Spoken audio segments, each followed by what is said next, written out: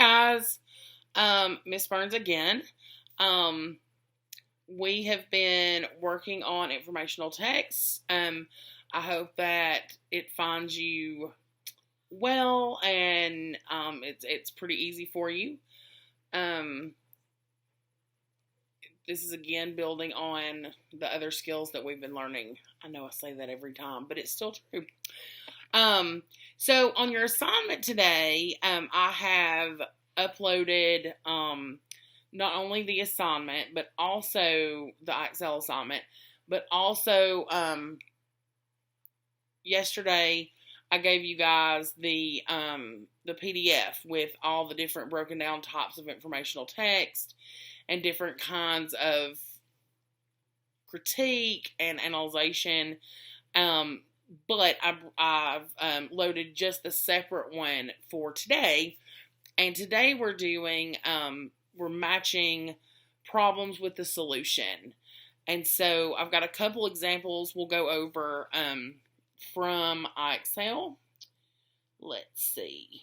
Here we go.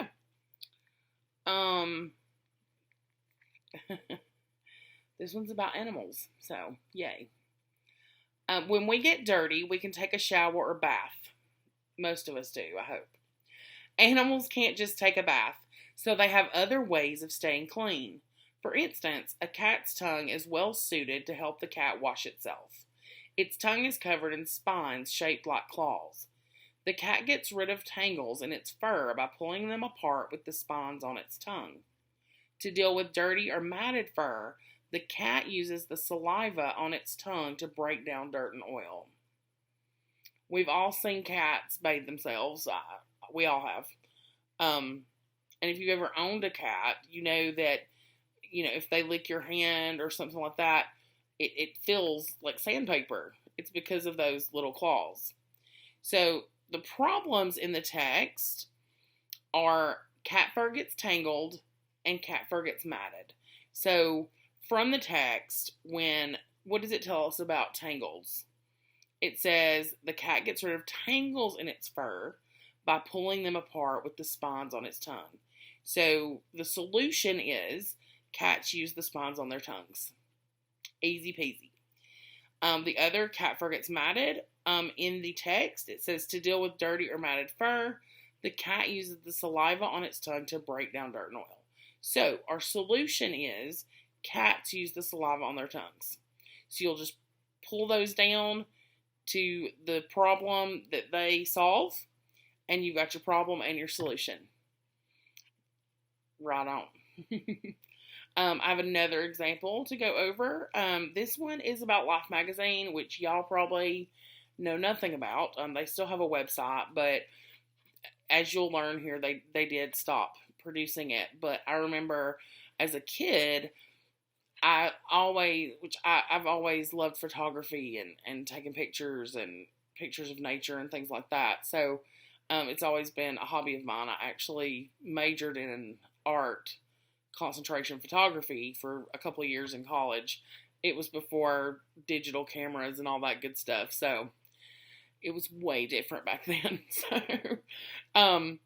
But this is about that. But I loved Life Magazine because it was full of beautiful photos and pictures of animals that you could only really see in a zoo, and these photos were of in their natural habitat and beautiful portraits of people, important people in the world. And these portraits weren't just snapshots, or even though some of them were candid, they were artful and insightful, and they were just beautiful photos. So that's what this is about. And I loved Life Magazine, and I was very sad that it stopped being published.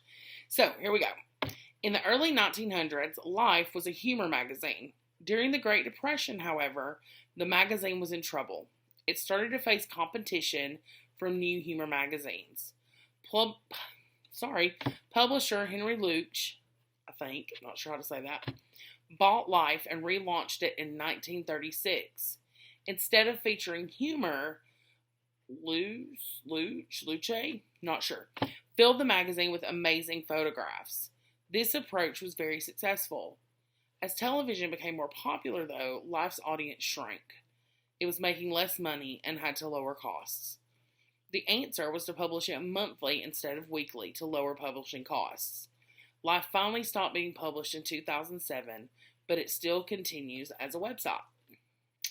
I found that interesting. You may not, but I found it. I didn't know all of that. I knew that it was no longer published, but I didn't know the reasons, and I didn't know that it used to be a humor magazine. I had no idea.